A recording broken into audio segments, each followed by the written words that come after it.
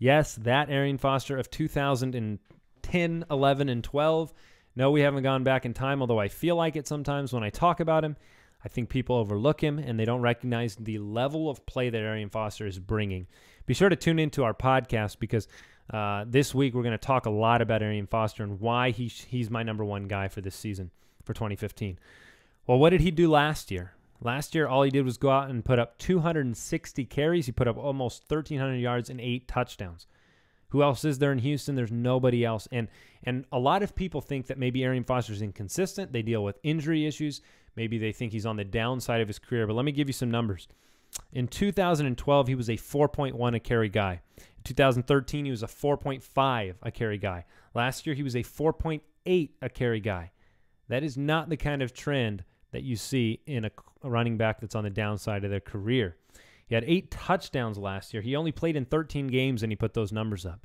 And so I have him going, it's very possible he misses a game or two. He seems to have soft tissue issues. He seems to have hamstring, quad, those type of things happen to him.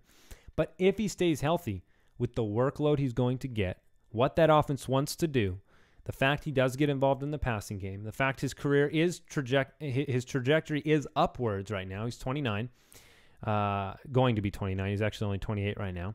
And so I think what people need to recognize is that there's no one at all behind him to challenge him. He's a 3-down back, and I think he's going to get the ball a ton this year. And so he's my number one. I think he has a potential for a huge touchdown season. And I just think he's being overlooked. I see him 7, 8, 9. I get him in almost every draft towards the turn in the first round. And for me, Arian Foster is where it's at this year. Yes, we'll take the time machine. We'll go back to 2012, 2011, 2010.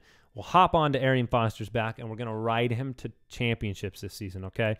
You can get him late in round 1. You can get him early round 2 right now, which is insane to me. I have seen those come up a little bit here in July. But Arian Foster is my number one overall running back for 2015 in standard leagues.